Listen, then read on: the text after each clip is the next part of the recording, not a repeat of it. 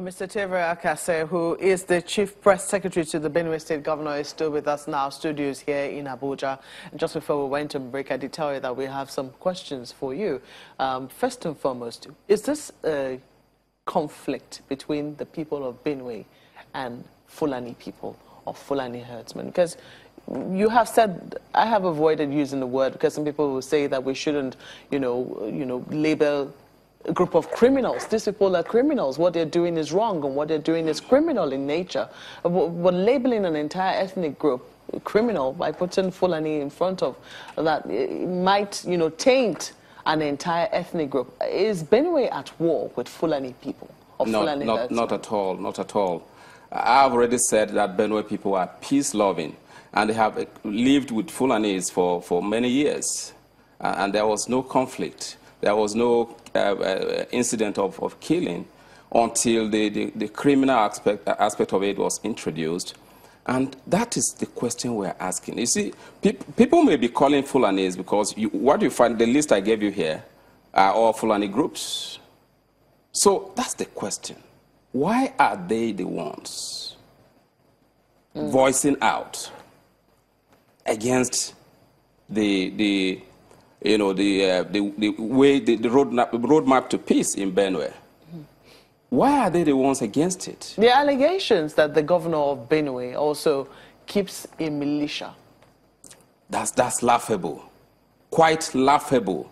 Governor Samuel Otom, the man who has been described even by the United Nations as one of the very best in Africa in terms of finding peace, in terms of trying to make the society secured. Why do you find it laughable? I mean, if you find a situation where a law has been promulgated and the governor doesn't have any way of enforcing this law except through the agencies of the federal government, will he be out of place if he were to be keeping a militia? You know why it's laughable is that this is the governor who became the first in this dispensation to introduce the amnesty program. He declared amnesty on the day he took oath of office and said all youths who will embrace peace and down their weapons, surrender their weapons, will be granted amnesty, and they will be reunited, they will be reintegrated in the society. And the result of the amnesty was that more than 800 youths were disarmed, and more than 700 weapons were recovered. And these weapons were recovered and handed over to the security agencies, and they were publicly destroyed. The UN also sent representatives to witness this and take part in that process. Would you say the manner in which this conflict, the outcome of the conflict has been handled, will worsen the way people currently feel, especially towards their Fulani neighbors? You see, Benue has been attacked nearly 50 times between 2012 and now. So, if you live in Benue, how would you feel? Consistently, attacks coming from Kwande through Buruku, Logo, Guma, up to Agatu. The attacks have been coming in. Many people have been killed, more than 2,000 people. And property was billions, more than 200 billion destroyed. Would you say that? So if you live in Benue, even if you are not an indigenous of Benue, this should worry you. So it has nothing to do with conflict. You see, that's why I said those who are attacking Benue are yet to tell us why they attack Benue. A lot of people say, listen to some analysts who say that this is an economic conflict. You have said, you have alleged that herdsmen are behind this conflict. You have not said whether they're local or the ones that are coming from outside, but you believe very strongly that herdsmen are behind this conflict. And a number of experts we've spoken to have talked about how, resources for animals and even human beings are dwindling, and as a result we're seeing some conflict. Would you say that that framing would give the source of the conflict, the current crisis we're seeing in Benue? You see, the Mieti Ala Kautahore spoke sometime in June and said what is happening in Benue is a struggle for the control of natural resources. And we wondered, when did the laws of this country, when were they changed? Not to, to take over, to take away the control, the ownership of land from the governor of the state. The Land Use Act is very clear on who owns the land and who controls the land. So it is the duty of the government of the state, through the state assembly, to make laws, to provide peace. And any time, you see, the state assembly of Benue, the executive council initiated the bill and sent to the state assembly. When it was discovered that the attacks were becoming incessant, now Benue was looking for a solution. How do we end this problem?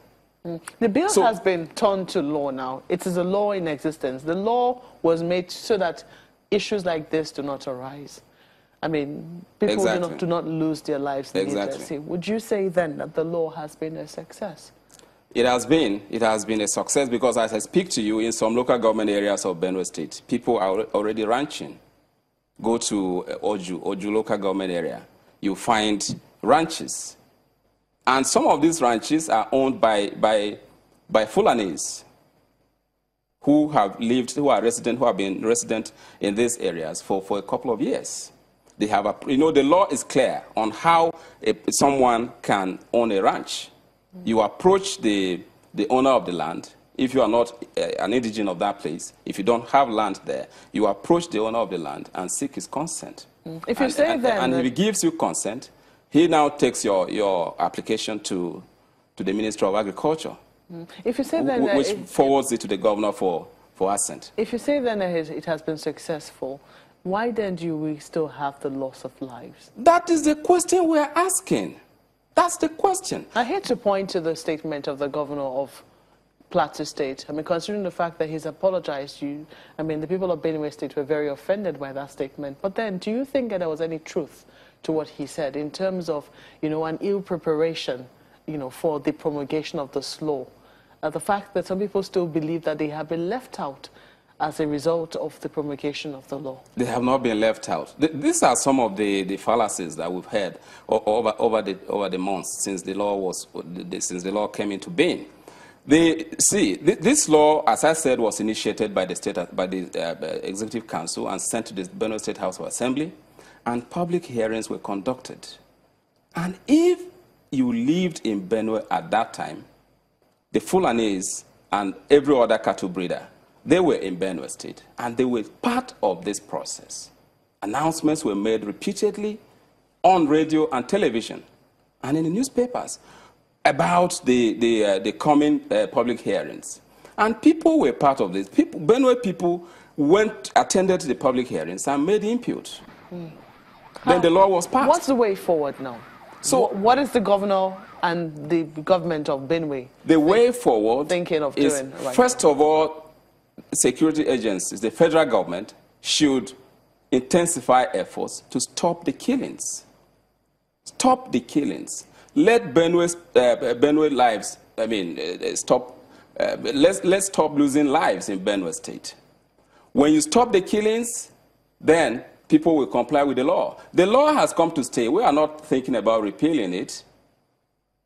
You see, change comes in a very difficult way. Until people grasp it, when people embrace it, the society begins to enjoy. There is nowhere in the world that change came easily. So the change which is ranching now has come. And Nigeria has to embrace it. That is what is happening the world over. You're not thinking of cattle colonies? No, we are not. Because we have passed a law which says people should ranch. So why should we talk about cattle colonies? Colonies, what? I don't even understand the meaning of colonies. But the governor said the other day that until he's convinced about it, maybe when we get better explanation regarding what colonies mean, then we'll begin to look into that. But we are not thinking about establishing colonies. We are doing ranching already. As I've said, in parts of Benue, people are ranching, and they are happy that ranching is the way forward. Because in your ranch, Your cattle will not be rustled. You will have, it will create an economic base for people. People will be employed in the ranch, security people, those who feed the animals, and so on. So ranching is the way to go. It's a good place to leave it. We have to thank you most kindly for coming on Sunrise today, and our sincerest condolences to those families that have lost loved ones, especially in the recent crisis. But we have to thank you most kindly. Tevere Akase is the Chief Press Secretary to the Governor of Benue State.